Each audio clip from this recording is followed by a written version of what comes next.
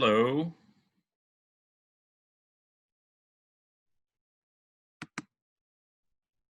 How's everybody doing? Very good. Good. All right.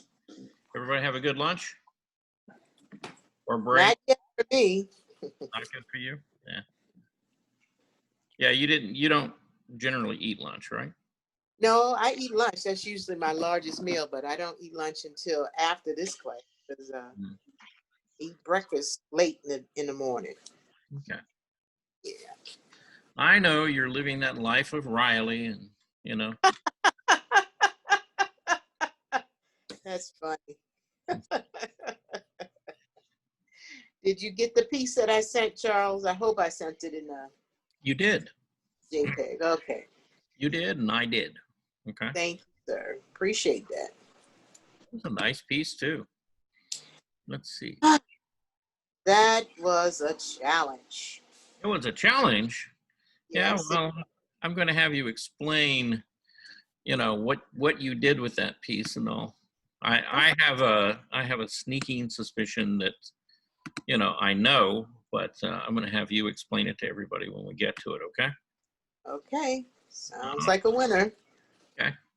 Yeah, we only got like 7 folks. Okay. Jeez. Where's everyone? Where are they all? Yes, that's a good question. All right. Well, we're going to get started, and I'm going to start with looking at the work that you guys sent in, and we'll talk about that a little bit. And then if we cover all of that, then I have somebody else I'm going to share with you, okay? All righty, so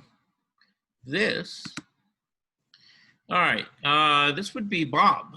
And Bob, you were saying that you're doing this as an ink wash, is that correct? That's correct. Yes.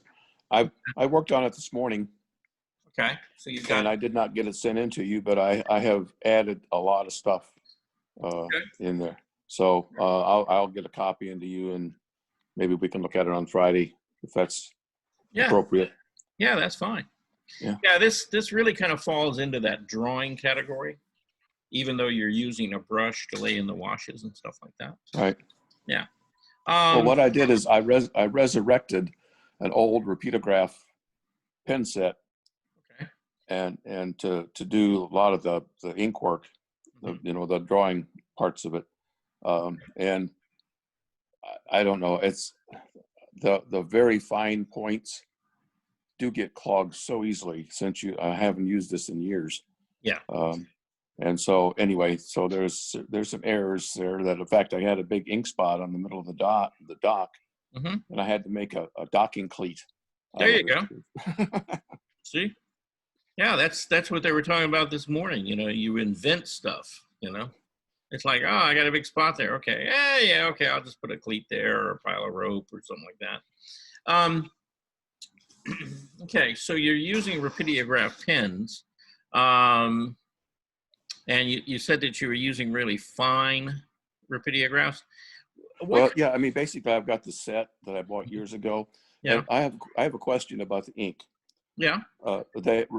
Repeatograph provides ink for those pens, and over the years, does it seem to get maybe a little thicker so it doesn't pass through the fine points as well, or are you experienced with that?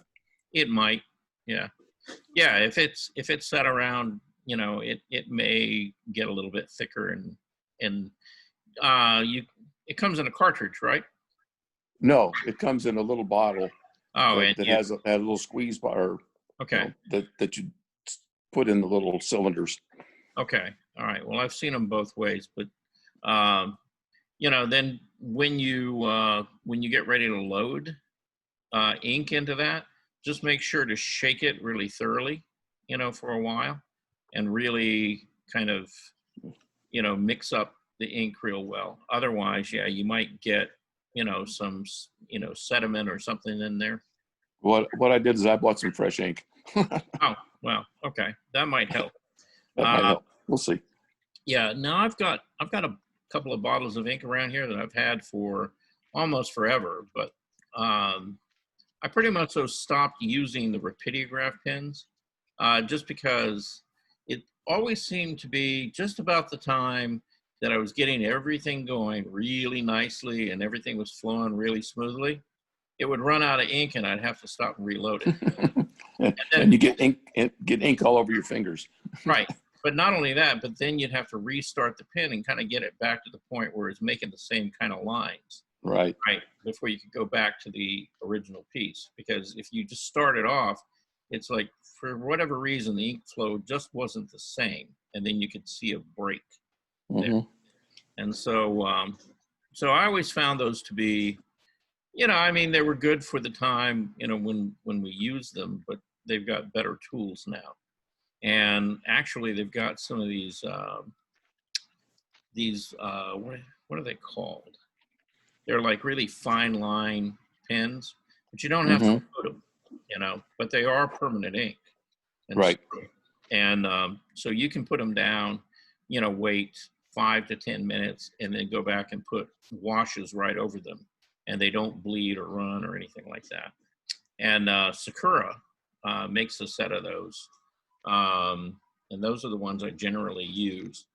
And you can get them in black, but you can also get them in like a sepia brown as well, and blue and a couple different colors. But I usually use the sepia brown ones, just because I like the look of it. And then I tend to buy brown ink rather than black ink. Just again because it's warmer, and I like the look of that better than I do, just the black. But now, what kind of paper are you drawing this on? This is on, let's see, this is on hot press watercolor paper. Okay, all right. And one of the problems, I mean, if this is actually hot press watercolor paper, as you said, one of the problems you may be having with the pens is that those really fine line pens really need like a hot press, really slick surface without any tooth to it. Otherwise, that little fine nib gets stuck in the fiber of the paper. Okay. And Okay. you may be experiencing some of that, I don't know. But okay, well, I look forward to seeing where you go from here with that. And then you've got your window that you had shown us the other day. Right. Okay. And this is acrylic paint, right? Correct. Okay. All right. Yeah. Let's see, yesterday, right. Yesterday I ran out for a little while because I got a phone call from a lady by the name of Anita Stewart. And Anita Stewart is also known as the Brush Lady. And she would come by Benson and, kind of set up for a couple of hours and let people buy brushes. And Anita's business is really in selling what they call seconds, and it's mainly brushes, but she also will get overstocks on like artist paint, watercolors, like different types of drawing instruments and drawing sets and stuff like that. And she sells them at a deep discount. Yes. Usually like 70% of what you would normally pay retail for. And so and there's really nothing wrong with these brushes. They might have some little flaw in the finish of the handle or something like that, but they're perfectly good brushes. I saw her yesterday. She was up at Kennesaw. Yes, she was. Yes, and so I contributed to her economic success. Well, so did I. Yeah. Yeah, because she saw me after she was coming back from Kennesaw. Okay. Yeah, she gave me a call and told me she was heading that way. Anyway, the reason I bring her up, though, is that, she sells, or she had with her a variety of acrylic paint. And you and Bob, you may have bought some of the paint from her because she actually had acrylic paint for glass. And I did not know that. Okay. Yeah, she had some in the back of the car. And well, I didn't ask. So yeah, there you go. but yeah, she's, you know, that and, you know, a couple of different drawing sets and stuff like that you can buy. But the reason like I said, I was bringing that up is, you know, there's so many different paint products out now that you can use. And with acrylic paint in particular, they're really expanding out those lines so that you can work on almost any kind of surface now with those paints. And, you know, the acrylic paint for glass, there's something in it that really helps it bond to a non-porous surface like glass really well. And it works. And it's translucent or transparent. And so you can get very much so like a stained glass effect, you know, with some of this paint, as long as you don't put something opaque in it, right? But, you know, what you're doing here kind of, you know, jogged my memory that you were doing, you know, work on glass when I saw her yesterday. And I kind of thought about buying some of those, you know, just to kind of experiment and play with them. I held back, I didn't. But, you know, I may try a few things like that, you know, just because, you know, it's kind of a fun, you know, kind of decorative thing that you could do and, you know, in your own home. And if you didn't want to do it directly on the windows that you have, you could also do it on a piece of glass and then, you know, put a frame on it and then mount it in your window so that, you know, it doesn't have to be a permanent part, you know, of the decor. But those, you know, those are kind of inspiring, Bob. You got me thinking about stuff like that. Uh-oh. I'm sorry. I don't mean to be dangerous. No, that's a good thing, you know. Yeah, you know, go kind of get out of my box and try something a little bit new there. Okay. And then this is Ilan's piece, and we looked at it the other day. And I don't think Ilan, are you here today? Yeah. Yes? Yeah. I worked on it a little bit. I added some straight lines, but Okay. I'm trying to do the background a little bit lighter, but not that much. Okay. Now, when you're saying the background, you're saying this blue area back here? Yeah, the blue stuff. Okay. All right. Let me ask you this, okay? Your statues and, you know, Yeah. sculptural pieces, right? You know, you've got it. It's almost like you've cut a window out here with the shape that you got, and I don't mind that. You know, I mean, that's fine. And what I would kind of like to see you do there is when you start cutting things out like that, Yeah. be a little bit more intentional about the shape that you're cutting it into, because you're real close. I mean, if you could have followed that curve right here on this side and made it more symmetrical, that would have been perfect. I mean, you know, it's just this really nice shape. I see what you mean. I may repeat it. I don't know. Okay, but what you could do is you could take a piece of tracing paper, right, and, you know, trace off this edge right here, and then flip it over. And if you had carbon paper or something to transfer it, you know, just transfer that same curve to this side, and yeah, that's no big deal. yeah, and then you could either paint it in with white acrylic, or take another piece of white paper and trim it, you know, to that. And that would kind of even it out. Okay. Yeah, but that one and, you know, even this one, you know, it's like the sides I think are fine. And even this angle is fine, you know, but I'd like to see it just kind of continue up and kind of complete, you know, that as a geometric shape, because the movement of this kind of mirrors the movement of the actual sculpture itself. And You know, Leon, all the sculptures all seem to have the, yeah. I'm sorry, I couldn't hear you. The sculptures seem to have the same flow. Yeah, The they way- do. Yeah, I like that. Yeah, yeah. There's a lot of kind of sweeping kind of curve. Movement, and it's all very similar. Yeah, yeah, and they're all contemporary The- sculptures. Two of them were big. The one in the middle that you are touching there, in the bottom, this one. Yeah. I know the daughter of the painter is an Israeli painter, Victor something. Is he a painter or a sculptor? He is a sculptor. Oh, okay. He's a sculptor, very old and right now sick at home and so on, because we get emails from his daughter. That's why I choose. I looked some of his work and I know that he does similar type of work.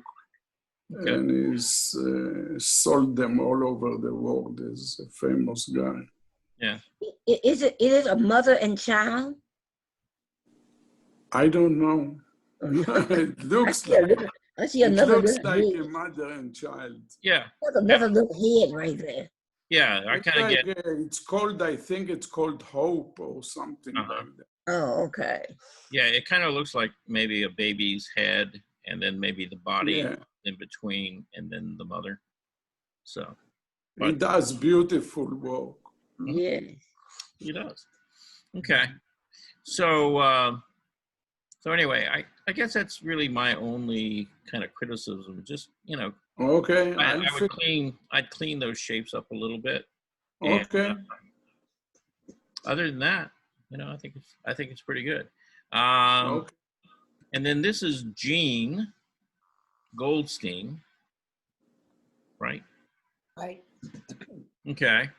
And I really like the way this kind of went down. It's nice. It's kind of loose and soft. Kind of reminds you of like possibly a early morning sunrise. And the only thing here is, I mean, she's got a really nice contrast going on between the trees and the background, and they're still all very soft. Somehow, though, I would like to see something to tell me that there's something closer to me. And the drips, and the way that the watercolor flows, it doesn't really mirror what's going on here. And I would kind of encourage you to turn this upside down and kind of, get more of this color, down in here. The red color you talking about? No, the kind of the greens and things like that. Yeah, they make a shape. See, you've kind of mirrored this piece right here, Right. but you didn't do this one. And you didn't do, well, you kind of did this one a little bit. But you see, you could get, more color down in here Right. than what you've got. And The get it. original thought for that piece was a 5x7 to do a more, one of those more abstract pieces on top of it, which I did. That was just, instead of drawing it in with pencil, I just put color on it to see. Yeah. Yeah. And so, I see what you're saying, yes. so right now you've covered this over. Right. Is that what that became? Yeah, Okay. one of them. Okay. I'm just trying to loosen it up a little bit. I wasn't going for a mirrored effect, or it was just so I wouldn't draw it in pencil. I just tried to, so it would be more loose. Okay. All right. So you've got this piece and then you've got this as well. Yeah, that came from I think it's from the same thing. We just changed it up a little bit when I put the other shapes on top. Yeah. Now, the color underneath, right? Is that watercolor that you're working with? Well, it was watercolor, yes. Okay. And then this is acrylic over it? Yes. Ah, okay. All right. I guess my only comment about what you're doing, between these pieces Right. is I'd like to be able to see more of the original watercolor kind of show through Okay. this. Okay. Um, you know, layering, you know, the acrylic over it, I think is fine, but it's like I think you're going too far and covering, you know, covering up too much of the watercolor. Okay. Um, I was thinking I may just use it all acrylic by thinning it out and making the acrylic more watercolory, and then yeah, you can. Yeah. try that on the next one. Mhm. Yeah, it would work in a similar fashion. The Right. difference being is that once the acrylic was dry, you know, you wouldn't be able to move it. Right. And that actually works to your advantage if you're working in layers, okay? Right. Because you know it's going to be there and it's not going to shift around on you, okay? And then there's this piece, which Now that was done on the canvas board, 11 by 14, I believe, mhm. to enlarge the 5 by 7s that I started with the looseness of the color and all, and then I layered over with the darker colors, and I don't know, I'm just, it's called fishing for something interesting. Okay. Well, you certainly got, I mean, you've got a really, let me see, this is too small, really. Let me blow it up. You seem to have like a really nice kind of surface texture, and this feels very much so like water. You know, that's kind of calm. You know, it's moving a little bit, but it's not like really active. I guess. That's all acrylic there. Uh-huh. And I really kind of like the way you kind of just laid in, you know, in kind of this kind of choppy way, the shapes of the trees and things like that. All of that, you know, with the sun coming through, worked really nicely right in here. I think it's really kind of beautiful paint passages right through here. The only thing I would say to you that I would probably do different I than, didn't mirror it in the water. pardon? I said I did not mirror the orange color in the water like I should have at the top. Well, you've got some of it down in there. Yeah. Okay. Not much. You know, enough that it begins to kind of feel like a reflection. Yeah, the only thing that I would change or do differently here is that your herring or whatever kind of bird this is, I have no idea. Well, it's from your picture, whatever that picture had in it. I kind of took that from one of your photographs. yeah, you know. So the difference is that what I would do is I'd go back and really look at that, because this is looking kind of heavy, like the neck is like really thick and things like that. And I might thin this down, but as I thin it down, I might also really clean up the edge and make this a very distinct. I just lost your picture, so hold it a minute. I can't see what you're talking about. Lord have mercy. Okay. What happens to this stupid thing? I don't know. Get it back. That's my problem now. Is it? Can everybody else see? Yeah, mine just cut off. I don't know. We've got. Yeah, I'm fine. We've had our phone lines down since 10 o'clock this morning, and I don't know if that's affecting my. Your internet? Yeah, because now I can't get you back on, because when I tap, it's asking me your local number, and when I get a local number, I don't know if it's from Chicago or where in the heck this thing is from. Yeah, I really don't know, I Gene. don't either. Yeah, but I can hear you. I'm trying to get us back on. Yeah. I may get it up right now, maybe. Okay. Yeah. Come Yeah, on. I think you just closed the window. Well, I had to try and get you back on, because it literally took everything out. Okay. Yeah. At any rate, what I was going to say to you is, what I would be doing is I would try to make that a very distinct, clean shape, you know, for the bird. Right. And then that would contrast all of this looser brushwork back here in the back and the midground in the background. And that would make that actually pull much further forward and closer to us, right? Now Right. that doesn't mean that, you know, I'd put a lot of detail in there. All I would do is I would just give it a tighter, cleaner edge. Okay. Okay, so that it read, you know, more like this kind of silhouetted shape of a bird, and then let everybody's imagination, you know, kind of fill in all the blanks. You don't have to give them all the feathers and stuff like that. That's not necessary. Okay. Okay. Um, Now that It- I know. I'll just go over the piece again and try that just with the bird alone to see if I could yeah. clarify Well, it. yeah. Well, what I would do is I'd use the blue in the background or the Mhm. gray, and I'd use that and just kind of, again, you know, clean up like the edge of the neck and thin it down a little bit and go down the back and clean up that line. You know, it's a paint stroke or two. You know, it shouldn't be a big deal to do it. The big deal is going to be in going back and mixing a color that fits in with all the rest of the color you've got there right now. Okay. Okay. I'll try it. Thank you. Okay. Yeah.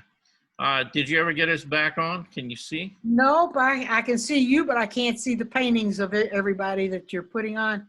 I can get it, painting, share, and when I punch it to get on, Mm-hmm.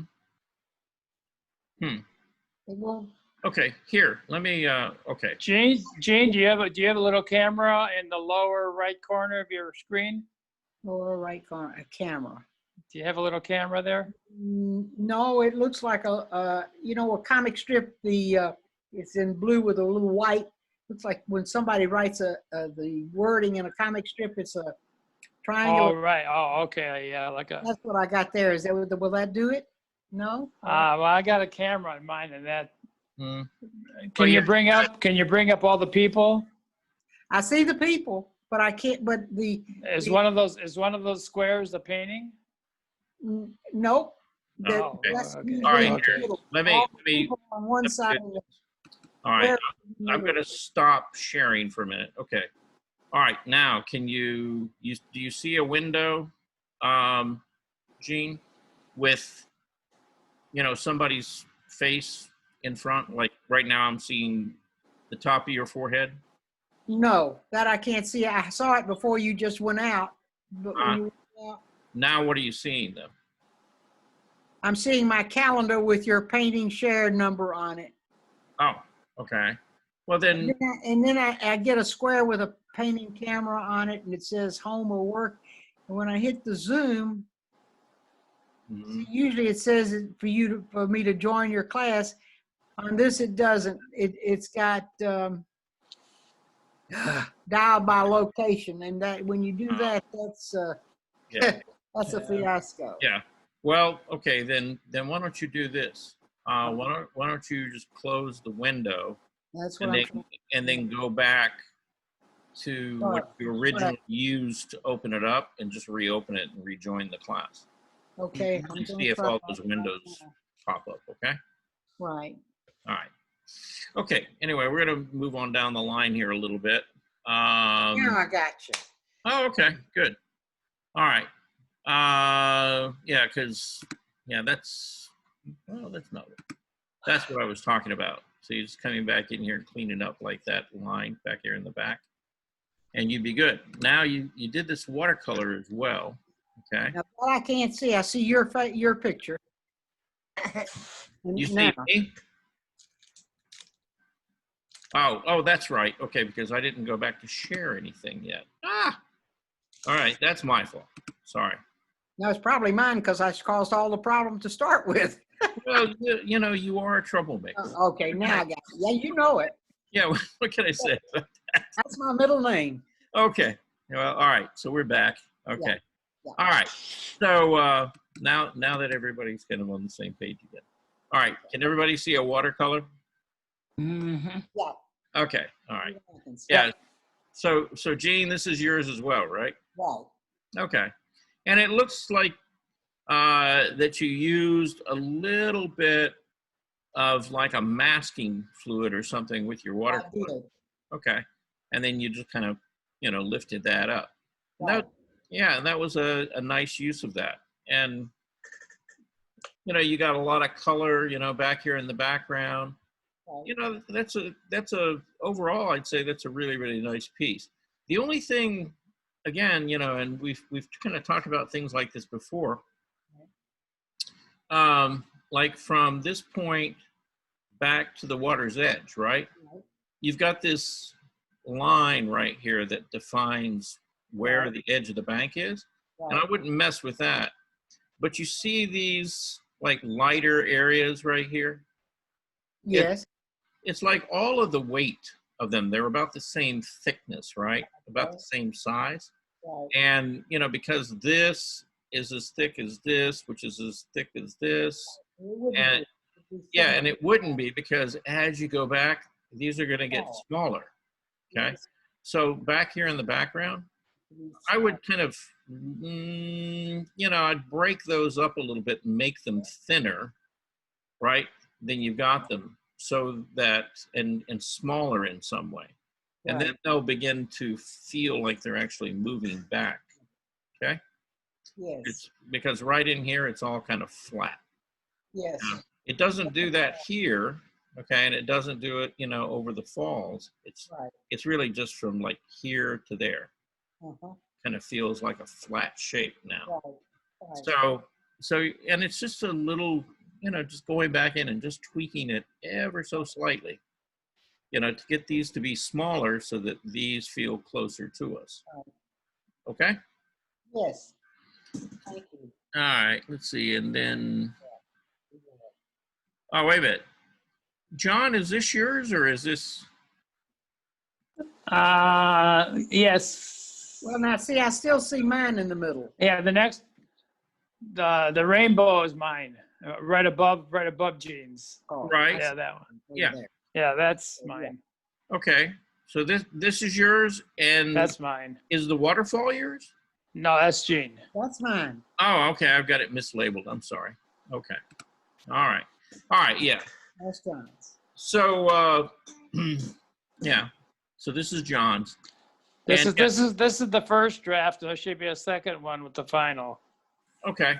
All right. So I have a comment about this. Okay. Now, when you see a rainbow in the sky, okay, when you look at it, it generally feels really light. Okay. And most of the time, it feels lighter than the clouds around it. Okay. And in your case, your rainbow feels darker, It's very dark, right? yeah, in comparison to the clouds, right?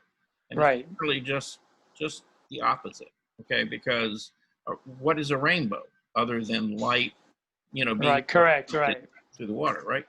So Right, and the next one, the sky is a little darker, but I think the rainbow is still pretty bright in the final mhm, the final picture.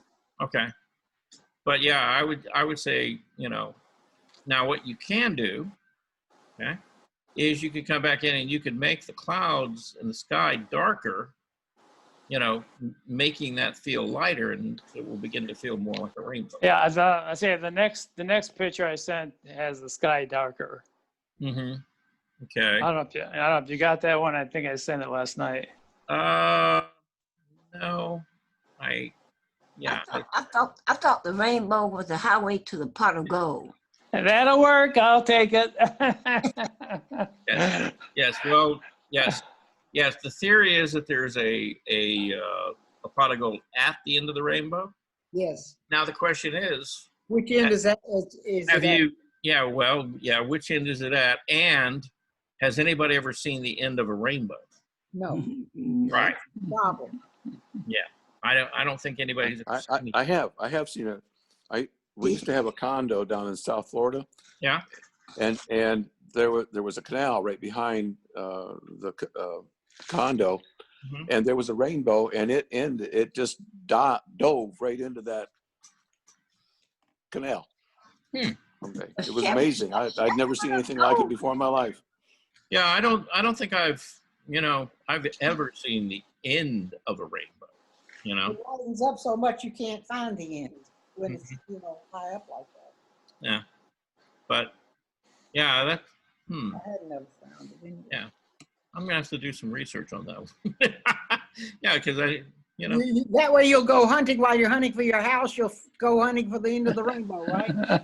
I kind of feel like I'm hunting for the end of the rainbow in my search for my house. It's kind of the same thing, isn't it? It is. It's very difficult. I'll go ahead and resend what I consider the final painting. Okay. All right. All right. Now these are your trees, and we talked about them a little bit. Right, we talked about that. And the next one is the final. This is the preliminary, Right. and Okay. that was the final. Yeah. Now my question is, have you been inspired to go back and do anything more? Yeah, you suggested going darker in the trees thing, so I've started Okay. doing that. Yeah, Yeah, because I'd like to see how that. yeah, I'm working on that. Yeah, but not only darker, but darker and more muted. More muted too. Okay, Yes. See, because the intensity of the color, right. it's not the value, it's the intensity of the color that's the problem. Okay. Because you see, it is as intense as your color down here. Correct. Right. And see, and that can't happen in nature, where there's something far away and it's more intense than something close. Well, that's Wisconsin, so anything can go. Anything happens there. No, not even in Wisconsin. Is that watercolor? That's watercolor. Yes. I like that picture. It's soothing. Thank you. Yeah, it is. That's a friend of mine's house. That's right on the shore of Lake Michigan with the deep bluff. Right on Lake Michigan. It's Racine, Wisconsin, right in the southeast corner of Wisconsin on Lake Michigan. And it's an absolutely gorgeous setting they have for the house. Mhm. You know what I liked? When Charles was making it larger, he cut off part of the bottom flowers, and it made your greenhouse look like whoa, right there, up, go up just a little bit more, right there, whoa. But this larger pushed that further back. Mhm. Okay. To me, I thought that was kind of interesting. Yeah, I can see that. Okay. But to mute the trees, Mhm. would I do the same as I did in the foreground, in the middle ground there with the light pink Yeah, with the wash? yeah, like with a white, right? well, yeah, like a light red. Yeah, Yeah, because red is a direct complement to the green, right? that's right. And it's going to gray those down almost Okay. instantly. Okay. Okay, I'll give it a shot. Let's see. Right there, that's pretty. Yeah. Nice. We have these, and this is actually this Chinese. Well, it's like calligraphy, or with the brush painting. And this is on rice paper in June. June, are you here? Hard to tell. Yes. Okay. Unmute yourself, June. Talk to us. Yeah. I'm There we go. here. Yes. I saw you there. Okay. So tell us about your brush painting. Okay. Yeah, this is used the rice paper. Mm-hmm. Yeah, just use the Chinese brush. Did this. Right. And I bring the rice paper from China. yeah. Now, is this ink? Yeah, like ink. Okay. Yeah. Yeah. All right. Well, you inspired me again, and yesterday when I saw Anita, the brush lady, she happened to have some here. I'll unshare for a moment. Okay. Can everybody see me? Yep. Yeah. See these? Oh yeah. Yes. I picked up some great, Japanese and Chinese brushes from her just yesterday. Yeah. So yeah, I'm gonna play with, I'm gonna play with a little bit of brush painting. I haven't done that in a long time, but it should be fun. Does she have the Chinese rice paper too? She doesn't have the paper. The brushes and the pens. Yeah, but I have a pretty good stock. In fact, I think I've got some rice paper down in a flat file, and I can get it out and play with it. I've also got some Japanese paper.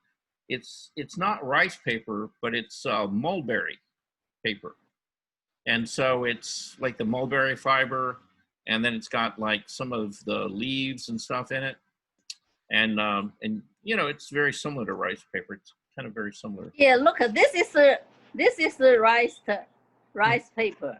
Yeah. Very thin. Mm-hmm. Yeah. Yeah. Yeah, and the mulberry paper is very much so like that, Yeah. but it's got like fibers and things running through it. The tape running through it. Uh-huh. Mm-hmm. Yeah, but I'm gonna play with a little bit of that. Anyway, so, but yeah, you sent those in the other day, and when I was talking to Anita, I was looking at the brushes, and I saw she had some of those. I'm like, wow, that'd be fun.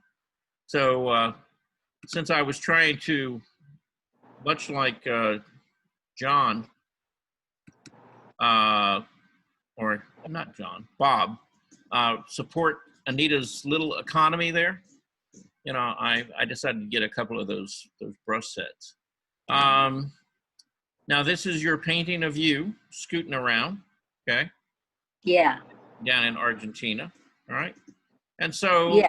it looks like you've done a little more work on it, and it's getting, a little more solid and finished looking, and kind of where you're going with it is pretty good. The one thing I want to mention, okay, I think you and the scooter are okay. The perspective here on this dock, it doesn't seem to kind of go with everything else, like you and, the mountains and the water and everything. It seems a little too forced, a little too steep. And there's something not quite right about the angle in there. Yeah. Okay. Yeah. So I would kind of go back. Now this is this acrylic? No, this is a painting. I know it's a painting, but is it? It's the oil. Oh, it's oil paint. Okay, good. Yeah. Oh, yeah. All right. So then I would do one of like three things. Okay. I would either take a piece of tracing paper or something like that and figure out the perspective, on this, and get it to where it feels right. And then paint it in oil, and or I would eliminate it. I'd take it out, because, what does it really do for you there? Okay. And if you just take it out, you don't really need it, right? Okay. Yeah. Yeah. So you could do either one of those. Okay. The other thing that you could do is, you could turn it into something else, But, Yeah. Okay. But yeah, probably the easy thing is to just take it away, since you're Okay. working in oil paint. Now, the other thing is, you see where you've brought this up and you've got your flag, and notice that it's just touching, the landmass here, right? Mm-hmm. That's what we call creating a tangent, where something stops right at the edge of something else. Any time that you have a situation like that, go ahead and either make it lower so that the water comes around like this, or make it taller so that it breaks into this shape. But don't, Okay. don't ever just end it right at that point. Okay, because what that does is that draws your eye up there, and it makes it really important. Okay, and it's Okay. not, Yeah. okay. because where you want people to look is really like right here. This is Uh-huh. the story, Yes. okay?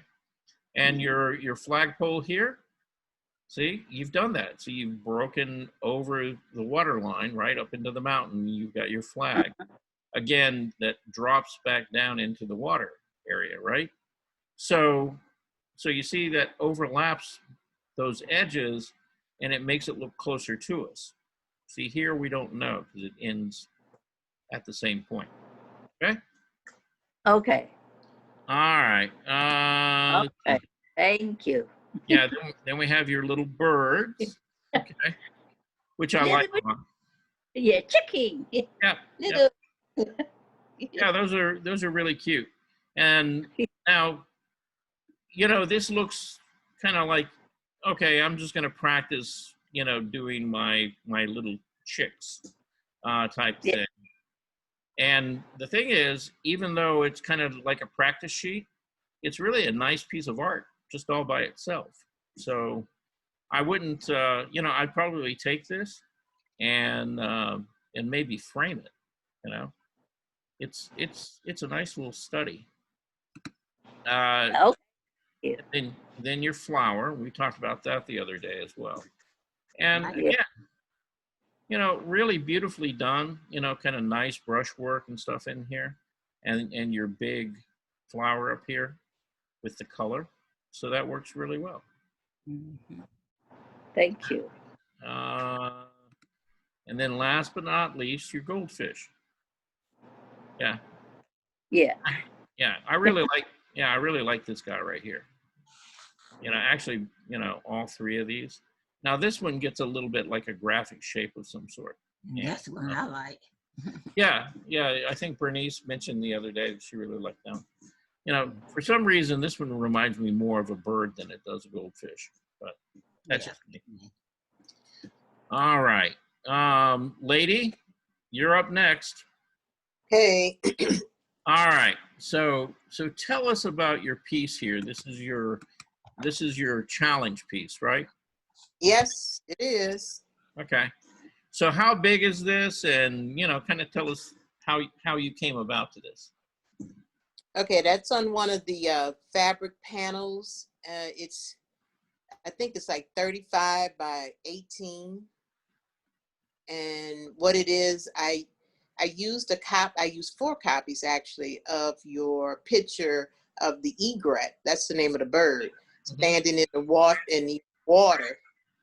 And I entitled that one "Golden Time of Day," after the song. Well, the song by Maze featuring Frankie Beverly. They have a song in 1978, and the title was "Golden Time of Day." And that's what it is. I mean, it's truly the golden time of day when you look at that picture. And so what I used was the fabric panel, the copy of your picture. I used vinyl wall covering, wallpaper, puzzle pieces, and spray paint and Elmer's glue. And that's what I came up with. Okay. Wow. What is the wallpaper? What part is the wallpaper? The wallpaper is the golden egret that's behind the white egret. Okay. Right here. So, yes. And so I'm always trying to find things that are economically feasible to create art. And I don't know if you all know that companies that sell, if you've ever went to like Lowe's or Home Depot or Sherwin-Williams, they have all of these wallpaper books. Well, those books expire. They either throw them away. They either throw them away or they'll recycle them. You know, you can ask for them.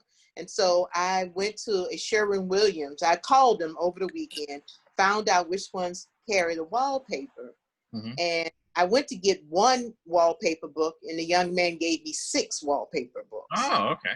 Good. And so one of the books had textured, it's all white, and the pages were textured. So the one that I spray painted gold, it kind of is reminiscent of feathers on the bird. And so it's very textural, and it really turned out a lot better than I hoped it would. Okay.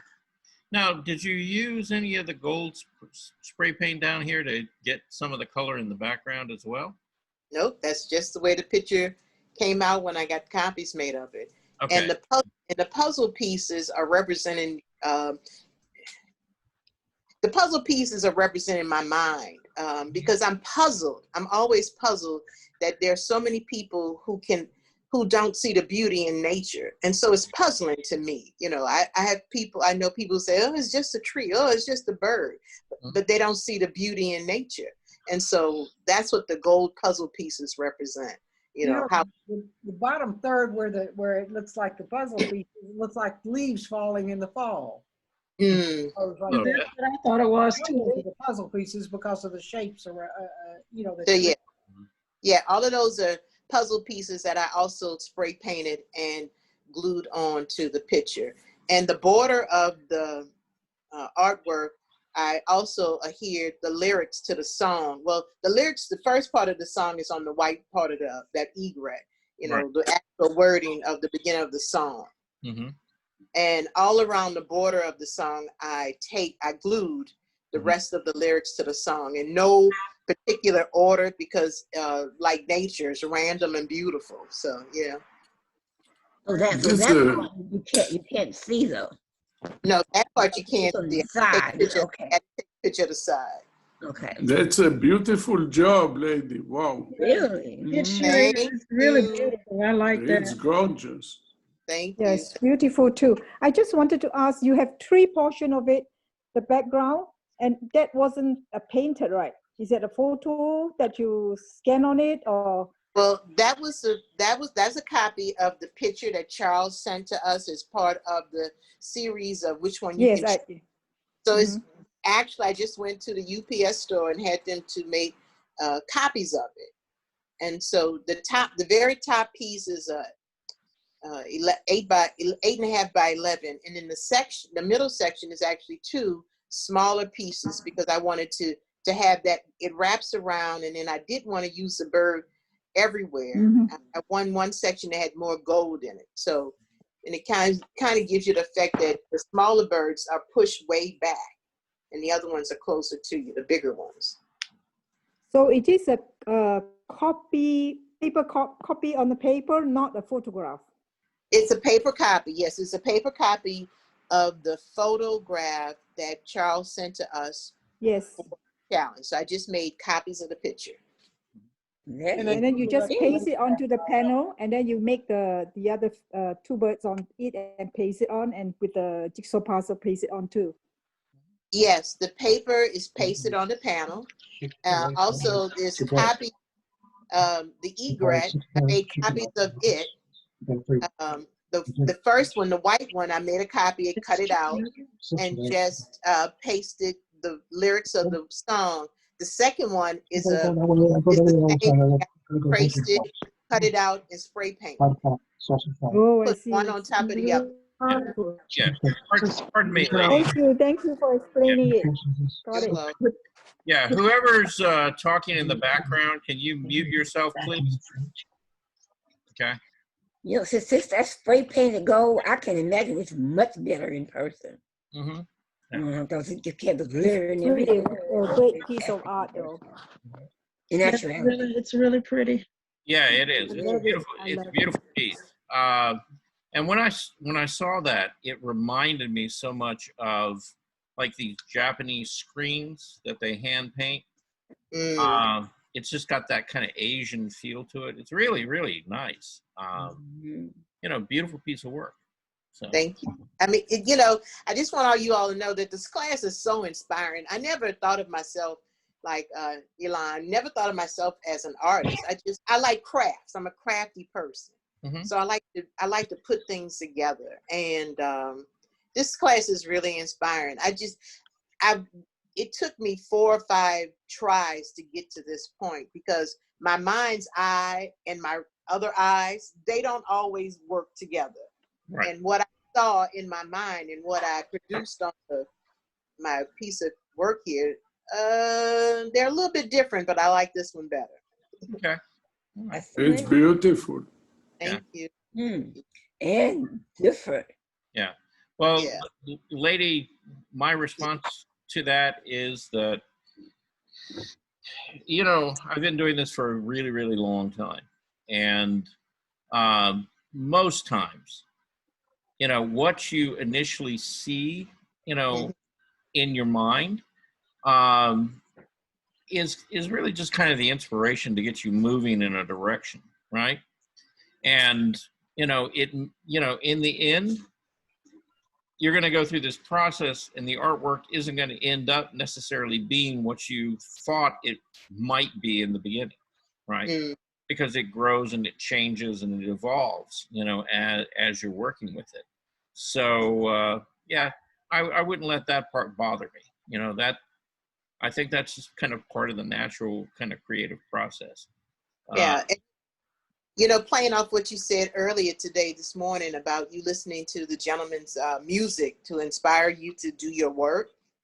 Yeah. And when I clicked on this piece in your email, that song just came in my head, The Golden Time Day. And I just could not get it out of my head. And so I said, that's what this is. And so that's what made me to do it. It was just, and I kept playing the song over and over and over again. Yeah. And to, you know, just kind of review, you know, what I had asked all of you to do with this challenge was not to just take and copy, you know, that image, you know, so don't just do a drawing of it and try to copy it faithfully, but use it as sort of a source of inspiration, and then go make it personal, you know, go make it something, you know, that kind of relates to you. And so, you know, like, you know, lady was saying, you know, she saw this and she remembered a particular piece of music, right? And began to relate that. So it became a very personal thing. And then it's like you take that and you interpret it, you know, and she's added the puzzle pieces and different elements to it, you know, lyrics to the song. You know, those are additions that weren't there. And so again, you know, it makes it more about her experience in life, and she's kind of relating a little bit about who she is, you know, as a person, as an artist, you know, to whoever's going to see this, right? So yeah, I you know, this is very successful, and you did a really great job at that. So, you know, great. Thank you very much. Yeah. Appreciate it. All right. Moving along here a little bit. Okay. And thanks for that explanation. I'm glad that you shared that with everybody and kind of explained what you did. Yeah. So this is something that Lawrence sent in that's got me intricate. Yeah. I mean, I like this. I like kind of where that's going. You can have lots and lots and lots of fun. It's kind of like an MC Escher of almost like a pine cone. You know, it kind of reminds me of that.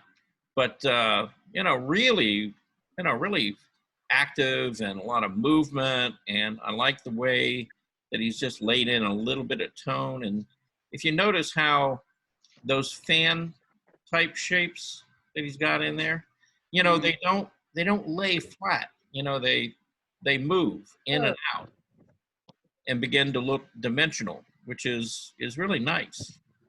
I don't know if he's here with us or not. Now you know why it gave me a headache. Oh, okay. Well, you know, if that gave you a headache, Larry, it was worth it. Well, You there know? must be 10,000 lines in there. Okay. Well, Did you use a straight edge of some sort? I did. Mm-hmm. So it took time to take that straight edge and keep moving it around. Okay. And then I found out I made a big mistake. Well, as you can see in the bottom right-hand corner. All right. Well, so what? Oh, serious. And actually, I like the mistake better than the other three. Yeah. Okay. Yeah, and I mean, why is it a mistake? You know, it is different, but okay. I think you don't need to be symmetrical. That's why it's different. I love it. Yeah, no, it doesn't really have to be. Now, how big is this, Larry? it's the size of the, well, it's a little bit bigger than a piece of paper. A little Must bit be 9 by bigger 12. than a piece of paper? Yeah, it was Yeah. it was watercolor paper. It was Uh-huh. just a little bit larger than the normal. Okay. It's So- beautiful. So here's where what I'd like to see you do from here is I'd like to see you do this again, but you know, start playing with it and maybe add not just value, but maybe some color. No, Yeah. don't say color. Yes. Yeah. Take, you know, now you can add just a little bit of color. You don't have to add every color in the rainbow, right? You know, but just the influence of some color in there could change the mood of this piece dramatically. Yep, I'll have to think about that Okay. because I would have to figure out what colors would blend together with each other. Well, you could take two contrasting colors, say like blue and orange, or red and green, or yellow and violet, right? You know, and that way you're using direct complements, okay? Which when they begin to blend together, what do? They create grays, right? They're hard on your eyes. Pardon? It'll be hard on your eyes. See, somebody agrees with me. Yeah, and don't paint over this one. Do a different one because Oh, this yeah, is yeah. great. No, This is no. great. Yeah, no, I'm not saying paint over this one. I'm saying do it again, but maybe do it a little larger and, you know, try to take it a little further and, you know, add some color to it. A little larger. You like the size of my living room wall? Yeah, like Is that. this digital drawing or is it by hand? Oh, This is by hand. It was just a plain old ruler. And Oh, I saw it on YouTube and it's called, when you got free time on your hand, you can doodle. right. You can doodle. And this is just doodling. And this makes me think of the film we watched this morning with the bus, when you open up that accordion style. That's what that Right. looks like. Yeah, I saw a piece of that and I kind of think that they glued the center, they took paper and they glued just the center of the papers all together until they had a stack really tall. And then somebody had a really good carving knife and went to work on that sculpture. Yeah. This is what that makes me think of, Larry. It's very, very nice. I know I had to sit back and think about how they did that sculptures. Very nice. Well, good. I'm glad I got you thinking about something. All right. Yeah, this is a nice piece, Larry. I would encourage you to go a little I'm glad that everybody enjoyed it. Very nice. All right. So then we have Naomi sent in a couple more faces. And this is a new one that she put, you know, sent in. And then I wanted to compare that to this piece, which, you know, I still, you know, I mean, that's just a really strong, beautiful painting right there. You know, she's getting better. Where are you, Naomi? I'm here. Thank you. But did you get my one of Women of the World? You mean this one right here? Yes. Yeah. Uh-huh. My husband hates it, but it's just the idea. I like the idea of the women. Yeah, I like the idea that you're moving toward. Your earlier piece that you did before, I liked better. Oh, you like that better? Okay. Yeah, I think, yeah, for some reason, I think it works better than this one. Yeah, I like the original one better too. Okay, Yeah. I'll redo this one. Yeah, I mean, well, I don't know that you have to really redo it. There's something about it, you know, in just trying to get the values to separate more. Well, I didn't work on the values. Okay. I just did the primary colors, yeah. Yeah, But it was just the idea of the three women. yeah, but colors have values, right? Yeah. You can have a dark red, a middle tone or middle value red, or a light red, right? And same thing's true with yellows, greens, blues, okay? So it's colors but values as well. Yeah. Okay. And then we talked about this one the other day, but I wanted to bring it back in case somebody didn't see it. Again, you know, you're beginning to soften up your paintings and you're not outlining everything, which is, you know, it's really helping quite a bit. So I like the direction you're headed in here. Oh, thank you. Yeah. Then we have Richard, and Richard, you know, evidently we've got this thing going on with rainbows. Yeah. There's meaning behind that. Yeah. The rainbow is hope. Yep. Can you blow it up? Yeah, there you go.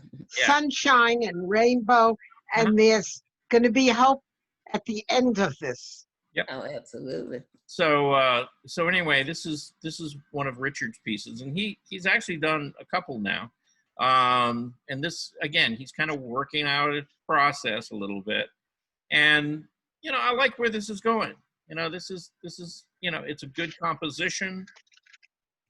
You know, I kind of want to see where he ends up at. This piece, again, by Richard, you know, it's a little more typical of Richard's work. And again, you know, I kind of like where that's going. I like the movement of it and how he's breaking up the space. Everything's kind of moving around, and your eye kind of travels back and forth. Would you have lightened up his rainbow? Well, yeah, I mean, it's kind of the same idea. Now, I guess the commentary I would have on this, again, you know, you can look at it as a landscape. And if you were painting a landscape, you know, the rainbow as an element would not divide, you know, the area like the landmass and the sky, and they wouldn't be different on each side of the rainbow. In his painting, they are somewhat. So I would either bring this, you know, kind of sunset type of sky over into this area, and or I would take this and bring it back over here and let it go back behind this shape. Because right now it's kind of like there's something going on over here. This is a boundary or a dividing line, and then you have what's happening over here. So I want to see him kind of unify the painting in some way. And, you know, you could go either way with that, but I like what he's doing. You know, I like he's playing with shape, he's playing with composition and movement, and yeah, I want to see how he ends up, you know, finishing these. Richard, are you here? I don't know. He was here earlier. He's here. He's muted. He needs to unmute himself. Yeah, he's talking to us. Yeah, he's talking. Richard, unmute yourself. Yeah, you've got to unmute yourself, Richard. There you go. There you go. Okay, now we can hear you. All right. Just the first preliminary thing that helps me with decide the colors and how to mix it and all sorts of things. The rainbow is just, I was trying to put color in the little stripes right there. You've got 7 colors you got to get in there, and you're supposed to get them in order. And this other one, this first one right here, this is the end of the rainbow. And I got a pot of gold, and I tried to get a little bit of levity right here. These are kangaroos, and I thought they'd be friends. Okay. So the kangaroos ended up with the gold rather than the leprechauns, huh? Yeah, the leprechauns get it. Yeah. So, and these rainbow colors are in the proper order and as in shape, and that's the way the rainbow comes. Yes, that's true. It does kind of do that. How to make a violet color, an indigo color, is difficult for me to make. In fact, a lot of colors are hard for me to make. Yeah. Well, you know, basically you got primary and secondary colors in a rainbow. Okay. Now, and I was talking to John about this earlier because he had done a piece and he put his rainbow in and it was actually darker than the sky background behind it, right? This was a very rainy day. Yeah, but But if you really look at rainbows, they're actually lighter than the background most of the time, you know, because they are, you know, just a refraction of light. So, so you might play with that. You know, you might add white to each of these colors and see if you can lighten it up. Again, don't do it on this piece, you know, just experiment, you know, and try to do like lighter versions and maybe put a color back here for the sky that's darker than, you know, what these end up as. Okay. We'll see. And see if you can get that effect, right? We'll All try. right. Yeah. Yeah. You guys are doing some good work. I'm like seeing where all this stuff is going. And so let's see, I'm going to, my piece, well, no, actually, we've got a piece right here. Surin, you were here. I'm here, but my camera doesn't work. I lose the camera ability. Can you hear me though? Yeah. Uh-huh. Yeah, I need to have someone to help me put the camera back. Oh, okay.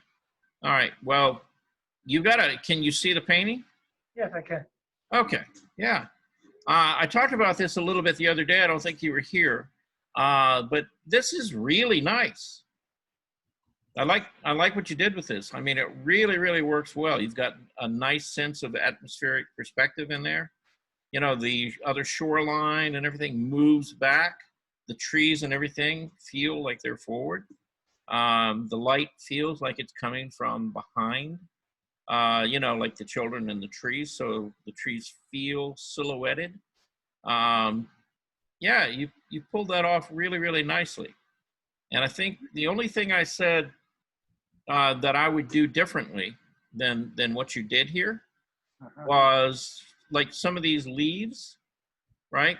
I would try to like group them together a little, you know, just not everywhere, but just a couple of more solid areas in there because they seem to be kind of evenly distributed all throughout there.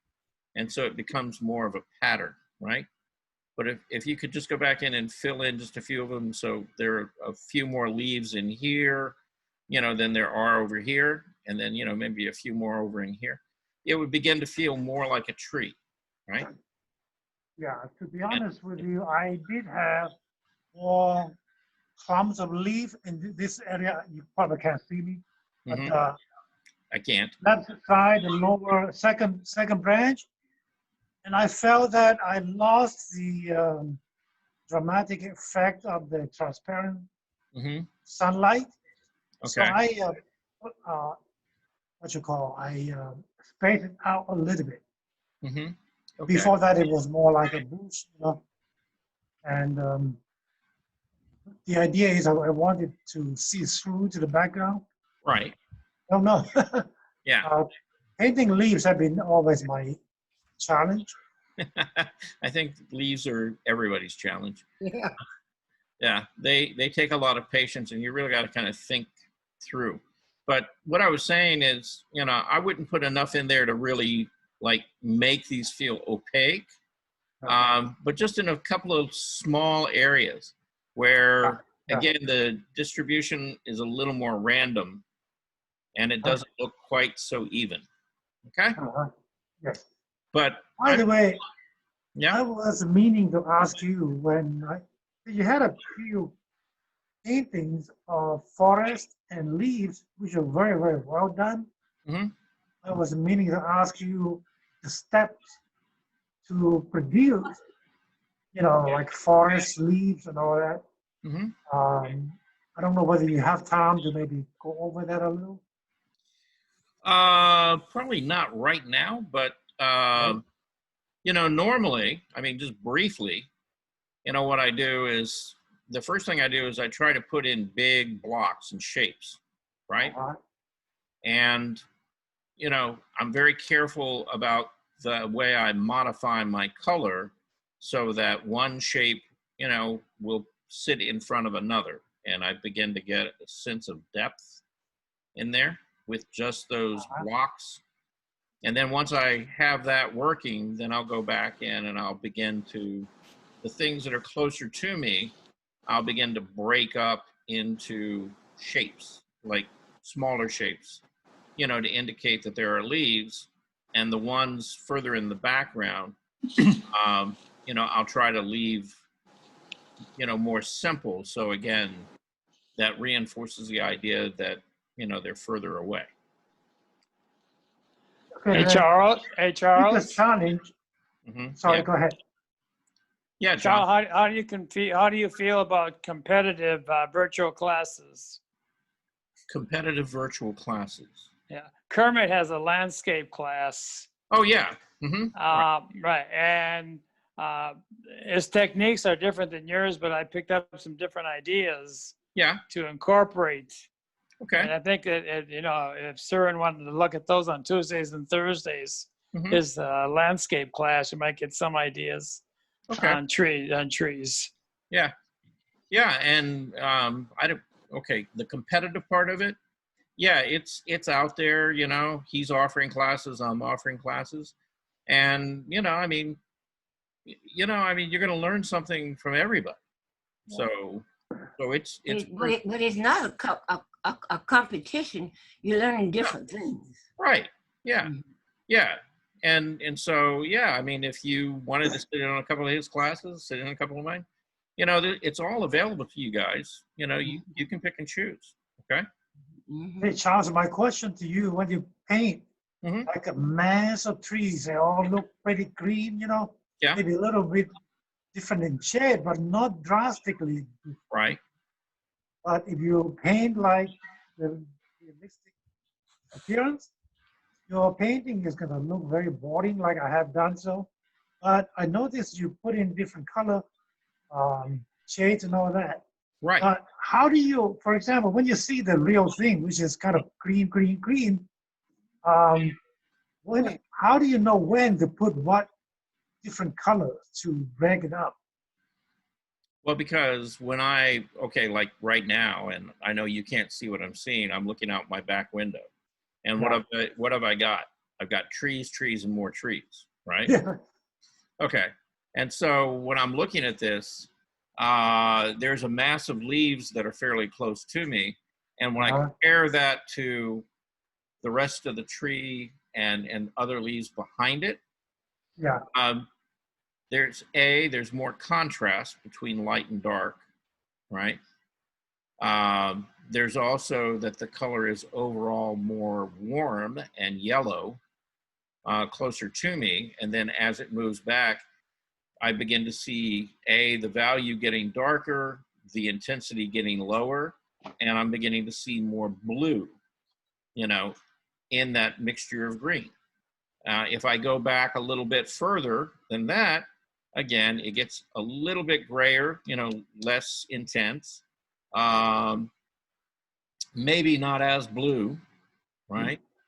And not as much contrast in value. And so each layer you go back, you know, you're going to have less and less contrast. And so that helps you begin to separate out and you know, begin to build layers and distance, you know, between different masses and shapes of those trees. Yeah, but in some of your paintings, you're assigned different colors, some purple, some pink. Right. Yeah. Some white, some yellow. I mean, but in nature, they don't exist. But it does. No, they don't exist like that plain, you know, that clearly. No, it doesn't. Difficulty is. But as you were saying, sometimes the atmosphere that you're looking through changes the color of what you see. Right. But again, the difference is not that drastic. But in order to make it interesting, you want to make it drastic. Right. The question is, you know, is there a kind of approach that, you know, I see some painters that put, some yellowish green here, and then next they put grayish or blue or something different, drastically different. Right. Yeah. Now, look, okay, I think the answer to your question, Surin, is that yes, when you look out there in nature, you know, I mean, you've got to really look. And it's like, okay, so what, you know, the leaves that are over here closer to me and the ones that are just back behind them, it's like, how am I going to make those different? And so what are the differences that I actually see? All right, so I see more contrast between light and dark, the ones that are closer to me, and then the ones back, a little bit less contrast. But also, overall, they're a little darker in value. They're not as intense in color, and they're also more of a blue-green than they are a yellow-green. So again, I make that shift. And then what happens with the leaves that are behind those? Okay, again, I look at the contrast, you know? Now, you as an artist, you know, your job is to look, make an observation, right? And then make some kind of decision. It's like, okay, I know I have to move that tree back behind this one. So what am I going to do to the color to do that? And you know, just because it might be more subtle than what you really see, you know, you can push that as an artist, you know, to go, okay, yeah, this is really behind there, and make it work in that painting. That's your job as an artist. It's not just to try to color match it and paint, you know, and faithfully copy it. You know, it's how are you as an artist going to interpret it and make that a better painting, right? And Charles, Yes. Charles, I think is Surin, am I pronouncing your name correctly, sir? Mm-hmm. Yes. Yes, you've achieved what you're trying to achieve with the painting that's here. Look at your trees in the back. I see yellows, I see reds, I see blues, I see different values of green. You've gotten to the mountaintop and you don't realize you're there. And then the reflection in the water, it's you have achieved what you're asking about. You have different colors in your trees in the background, and it's beautiful. The background. Okay, well, I've done a few corrections, but what I'm talking about is the foreground, which is more difficult because you need more detail. The background is just a mass, and then you can put in, like Charles says, some more value, different shade. But the foreground, where branches are, you know, right in front of you, that is very difficult for me. Mm-hmm. But you see, the thing is, and you know, Lady is right. You've achieved it by doing what I'm talking about. You see the background, these trees across the lake and the reflection, everything, generally are far cooler in temperature, right? They're blues and greens versus these warmer colors that are in the foreground. Okay, which are kind of these browns, but they're not really brown. They're kind of purplish, and then the green is kind of more of a olive color. You've got yellows, oranges, you know, things like that, you know, toward the foreground. So, Charles, do you remember when we were there? The trees were kind of like in front, were kind of like not green. They were, I think they were like the beginning of summer or something. So the leaves were still, you know, brownish.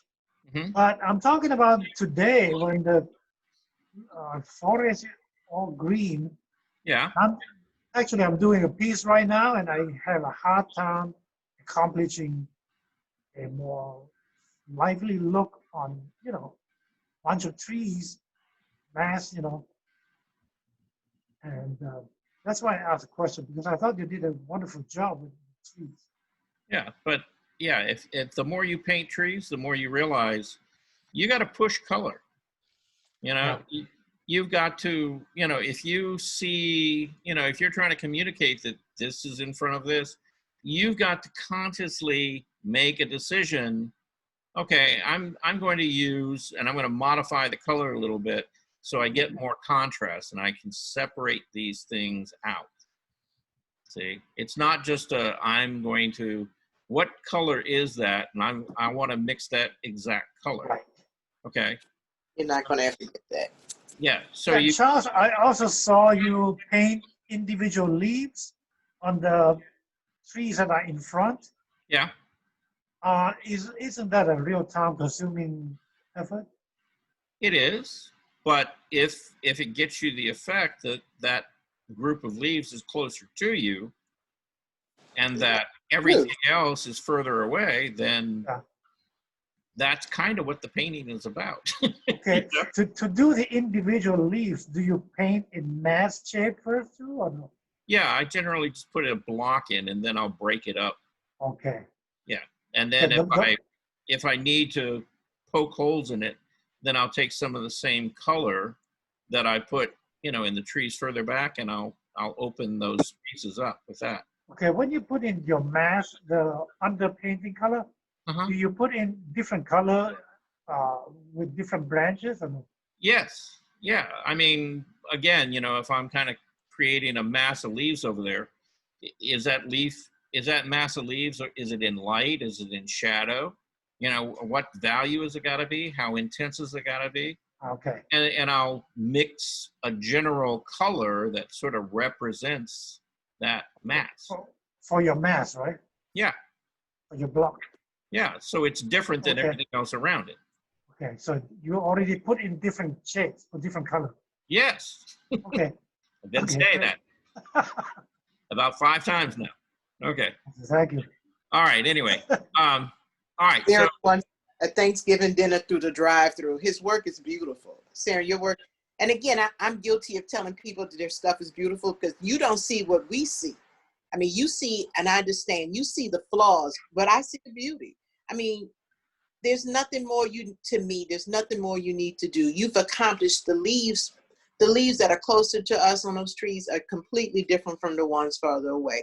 You've given a great perspective. Stop trying to get a Thanksgiving dinner through the drive-through window. It's beautiful. Leave it alone. No, I'm talking about doing a different color. I try to learn from Charles. When you do more greenish and more leafy trees, in a bunch, like Charles has done a few very good jobs. Yeah, Søren, do you know what the biggest challenge for a landscape painter in Georgia is?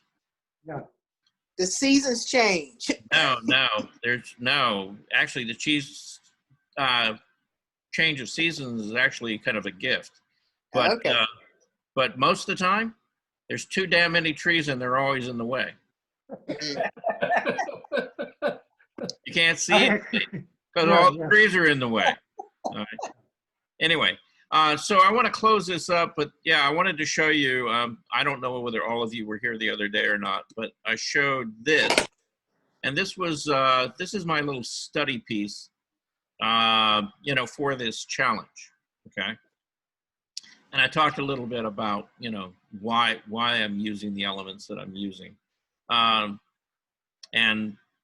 I'm not going to go all into that, but this right now is just it's a 11 by 14, and it was just a little sketch in oil, just to begin to kind of work out, the composition and sort of the story behind it.